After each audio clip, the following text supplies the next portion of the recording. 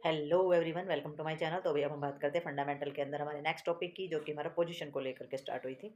तो उसमें हमारी जो नेक्स्ट पोजीशन है उसमें आ जाता है सेमी प्रोन पोजीशंस, जो कि हमारी फॉरवर्ड साइड लाइन पोजीशन भी बोली जाती है। तो ये जो पोजीशन होती है इसमें हमारा जो ट्रंक होता है वो रोटेट, यानी कि जो धड़ होता है वो रोटेट होता है हमारा 15 डिग्री से 30 डिग्री तक। ठीक है। और लेटरल पोजीशन के साथ है हमारा जो सुपीरियर आर्म्स और लेग होती है वो उससे सपोर्ट किया जाता है, और सामने जो है वो बॉडी के हमारे हाथ और जो पैर होते हैं सामने बॉडी के होते हैं, part of the base of support, जो कि हमारी जो बॉडी पार्ट्स होता है उसके बेस को सहयोग करते हैं। ठीक है। तो ये हमारी कौन सी पोजीशन होगी? सेमी प्रॉन पोजीशन ये बोली जाएगी। सेमी स्पाइन पोजीशंस कौन सी बोली जाएगी? सेमी का मतलब हो जाता है आधी पोजीशन, तो स्पाइन पोजीशन हमने पहले पढ़ी है, प्रॉन पोजीशन हमने पहले पढ़ी है। तो वो हमारी कंप्लीट पोजीशन थी, और ये उसमें से आधी आधी पोजीशन है, जैसे कि करवट की हो जाती है। ठीक है। तो इसके अंदर क्या होगा? इस पोजीशन के अंदर जो ट्रंक होता है वो रोटेट होता है 15 से 30 डिग्री सेल्सियस सुपाइंस के अंदर, और इसमें क्या हो जाता है हमारे हाथ और पैर जो सपोर्ट करते हैं और कंफर्टेबल पोजीशन देते हैं, बहुत ज़्यादा आरामदायक स्थिति देते हैं। और ये सीमी पोन या फिर सीमी स्पाइन जो पोजीशंस होती है, ये हमारी जो हमारी बोनी प्रोमिनेंस होती है, बोन्स होती हैं, यानी कि शोल्डर और हिप की, उस पर जो है प्रेशर कम कर देती हैं। तो सेमी जो हमारी थोड़ी थोड़ी जो अर्ध पोजीशन होती है, वो जो हमारा प्रेशर पड़ रहा होता है हमारे किसी भी हिस्से पर, शोल्डर पे या हिप पे, उस पोर्शन के प्रेशर को, दबाव को कम करने के काम होती है, इसलिए पोजीशन हमारी दी जाती है। ठीक है। तो नेक्स्ट देखते हैं, हम नेक्स्ट पोजीशन के बारे में जानेंगे। तो भाई ये हमारी नेक्स्ट आ जाती है सीमी लैटरल और लेफ्ट लैटरल प्रॉन पोजीशन। तो प्रॉन पोजीशंस के अंदर हमारी है तो सीमी यानी कि अर्ध ही है, लैटरल आ जाती है साइड में, और लेफ्ट लैटरल आ जाती है। तो इसमें देख सकते हैं ये जो पोजीशन है इसमें पेशेंट किस तरीके से लेटा हुआ है। तो इसके अंदर क्या हो जाता है, इस पोजीशन के अंदर क्लाइंट जो है वो लाई यानी कि लेटा हुआ हो जाता है left side, with one pillow placed under the head, और सर के नीचे एक पिलो प्लेस किया जाता है, और जो लेफ्ट गाल जो होता है उस पर रेस्ट किया जाता है। तो देख सकते हैं आड़ी जो गर्दन है वो नीचे वाला गाल जो है वो हमारा पिलो के ऊपर है।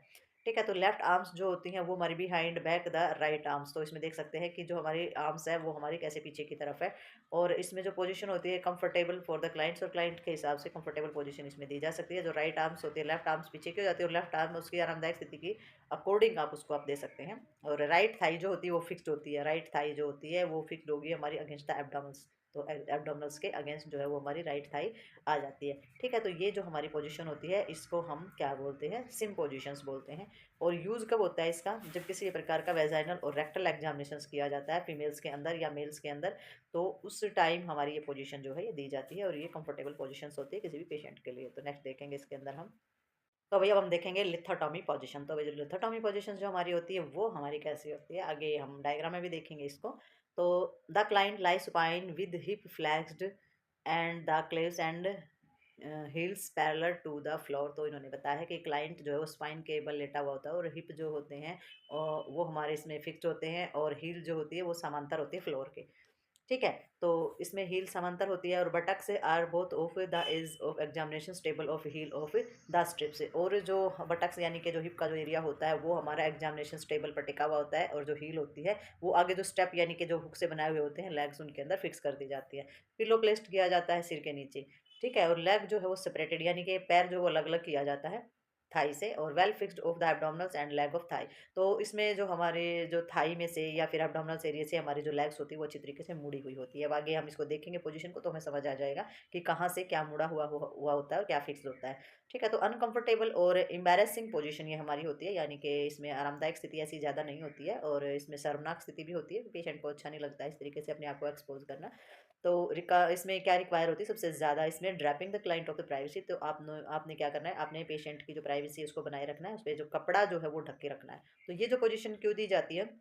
ये यूज़ आती है गायनोलॉजिकल एग्जामिनेशंस जब किया जाता है, किसी प्रकार का ट्रीटमेंट जब किया जाता है, यानी कि महिला के जो वेजाइनल ट्रैक या यूरिनरी ट्रैक या फिर रेक्टल ट्रैक कुछ भी है, तो वहाँ का जो एग्जामिनेशन किया जाता है गायनोलॉजिकल, जितने भी औरतों की जो बीमारियों के जितने भी हमारे ट्रीटमेंट या जितने भी हमारे एग्जामिनेशंस किए जाते हैं उसमें इस पोजीशन का यूज़ किया जाता है। बेटर पोजीशन होती है, इवन डिलीवरी की पोजीशंस भी वही होती है। ठीक है। तो नेक्स्ट हम डायग्राम में देख लेते हैं और समझ आएगा हमें कि ये पोजीशन हमारी कौन सी होती है।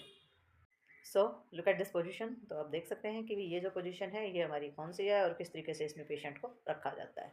तो इसमें सारी चीज़ें बताई गई हैं। सर के नीचे पिल्लो लगाया गया है, हाथ साइड में होते हैं, हिप जो होता है वो हमारा टेबल के ऊपर समांतर होता है, और पैर जो होते हैं वो यहाँ से मुड़े हुए होते हैं, यहाँ से मुड़े हुए होते हैं, और पैर जो स्ट्रिप्ट होते हैं हमारे, यानी कि बंधे हुए से होते हैं। ठीक है। और ये पोजीशन एक तो गायनोलॉजिकल चीज़ों के अंदर हमारी होती है, एक सर्जरिकल प्रोसीजर अगर किसी भी प्रकार का होता है, ठीक है, जेनिटो यूरेनरी सिस्टम के अंदर। ठीक है। तो जेनिटो यूरेनरी सिस्टम जो हमारा एरिया होता है उसके अंदर अगर किसी भी प्रकार का कोई भी प्रोसीजर किया जाता है तो वो हमारा इसी पोजीशन में किया जाता है। असेसमेंट किया जाता है फीमेल के जो जेनेटिला रेक्टम का जो एरिया होता है, तो इसका जब हम असेसमेंट करते हैं तो भी पेशेंट को यही पोजीशन दी जाती है। ठीक है? तो ये हमारी होगी लिथोटॉमी पोजीशन। तो it may be the difficult to use for client with the immobilising arthritis and joint deformity. तो ये उस पेशेंट के लिए बहुत मुश्किल हो जाता है भई जिस पेशेंट को मुड़ने में दिक्कत हो जाती है, जैसे कि अर्थराइटिस यानी कि जॉइंट पेन या गठिया बा या इस तरीके की दिक्कत है, तो उसे नी को मोड़ने में या इस तरीके की पोजीशन में बहुत दिक्कत हो जाती है। If the position of the prolong there the danger of the embolism. और इस पोजीशन में अगर ज़्यादा टाइम तक रखा जाएगा पेशेंट को तो उसके लिए खतरनाक हो सकती है, एम्बोलिज्म हो सकती है, ब्लड में रुकावट हो सकती है, क्लॉट वगैरह की समस्या जो है बढ़ सकती है। तो ये पोजीशन जो होती है ये खास पर्पज़ के लिए दी जाती है, पर प्रोलॉन्ग्ड जो स्थिति है वो इसके अंदर नहीं रखी जाती बहुत लंबे समय तक। इसमें आप नहीं रख सकते हैं क्योंकि इसमें ब्लड का जो सर्कुलेशन है उसमें दिक्कत आ सकती है। तो अभी ये थी हमारी कुछ पोजीशन विद डायग्राम। तो आई होप तुम्हें समझ में आ गई होंगी ये सारी की सारी। तो मिलते हैं हमारी नेक्स्ट वीडियो और नेक्स्ट टॉपिक के साथ, तब तक के लिए बाय बाय। तो अभी अब हम इसमें देखेंगे position used for physical examination. तो फिजिकल एग्जामिनेशन जो किया जाता है हमारी बॉडी का, तो उसके अंदर हमारी कौन सी पोजीशन दी जाती है। ठीक है? तो सबसे पहले जो है स्टैंडिंग पोजीशन होती है, जो इरेक्ट पोजीशन हमारी होती है, यानी कि जिसमें सीधे खड़े रहना रहता है। तो स्टैंडिंग पोजीशन देख सकते हैं आप डायग्राम के अंदर। तो स्टैंडिंग पोजीशन जो होती है इसमें क्लाइंट जो है सीधे खड़े रहता है। यूज़ किस किस में होता है, जब हमारा पोस्चर का या हमारी बॉडी के बैलेंस का या फिर हमारा जो पूरी बॉडी का जो हमारा असेसमेंट किया जाता है, तो उसके लिए ये पोजीशन दी जाती है। ऑर्थोपेडिक एग्जामिनेशन अगर वो हड्डियों की जो बीमारी होती है उसके लिए ये पोजीशन दी जाती है एग्जामिनेशंस के लिए। और न्यूरोलॉजिकल अगर डिसऑर्डर होता है, नर्व से संबंधित कोई प्रॉब्लम होती है, तो उसके असेसमेंट के लिए भी यही पोजीशन दी जाती है। तो ये जो पोजीशन होती है should not the use for the client who are weak dizzy and prone to fall. तो इन्होंने बताया कि उस पेशेंट को ये पोजीशन नहीं देनी चाहिए जो बहुत ही कमज़ोर है, जिसे चक्कर आ रहे हैं और जिसके मतलब कि गिरने की आशंका रहती है। तो ऐसे पेशेंट को जो है स्टैंडिंग पोजीशन दे करके किसी भी प्रकार का एग्जामिनेशन नहीं करना चाहिए। सिटिंग पोजीशन के अंदर आ जाता है, इसमें क्लाइंट जो है या तो चेयर के ऊपर बैठता है, side of the bed examination table या एग्जामिनेशन जिस पर एग्जामिनेशन किया जाता है, असेसमेंट किया जाता है, उस टेबल के ऊपर बैठता है या फिर बेड पे लेटता है, हेड को एलिवेटेड करके यानी कि सर को ऊपर की तरफ उठा करके उसको बेड पे लेटाया जाता है एग्जामिनेशन के लिए। तो ये हमारी कुछ नॉर्मल एग्जामिनेशन जो किए जाते हैं उनमें दी जाने वाली पोजीशन होती है। तो नेक्स्ट देखते हैं इसके अंदर हम। तो अब इसमें देखेंगे हम यूज़। तो यूज़ के अंदर जो है it allow visualisations of the upper body. तो इसमें क्या आता है, इसमें जो हमारी पूरी की पूरी जो अपर बॉडी होती है ना, तो उसका विजुअलाइजेशन किया जाता है, उसको देखा जाता है, अच्छे से असेसमेंट किया जाता है। फैसिलिटेड फुल लंग्स जो है एक्सपेक्शंस किया जाता है, यानी कि जो लंग्स का जो एरिया होता है उसको उसका अच्छी तरीके से देखभाल यानी कि असेसमेंट किया जाता है। और इसमें जो वाइटल साइन होते हैं वो भी सारे के सारे देखे जाते हैं, मतलब इसमें टेम्परेचर भी देख सकते हैं, पल्स भी देख सकते हैं, रेस्पिरेशंस भी देख सकते हैं। तो use the axis of the head neck और जो इंटीरियर और पोस्टीरियर यानी कि अगले और पिछला जो छाती का हिस्सा होता है, लंग्स का हिस्सा होता है, हार्ट का एरिया होता है या ब्रेस्ट होती है, और ऊपर के जितने भी हमारे जो एक्सट्रीमिटेड यानी कि हाथ और पैर होते हैं, सभी का एग्जामिनेशन जो है इस पोजीशन में किया जा सकता है। तो ये हमारी सिटिंग पोजीशन है, बैठे हुए पोजीशन। ठीक है?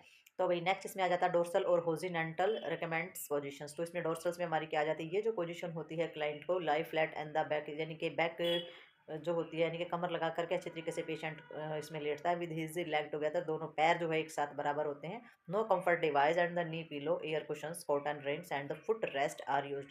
तो इसमें पेशेंट को कंफर्ट दिलाने के लिए ना तो पिलो लगाया जाता है, ना एयर कुशंस, ना कोई कॉटन रिंग और कुछ भी नहीं।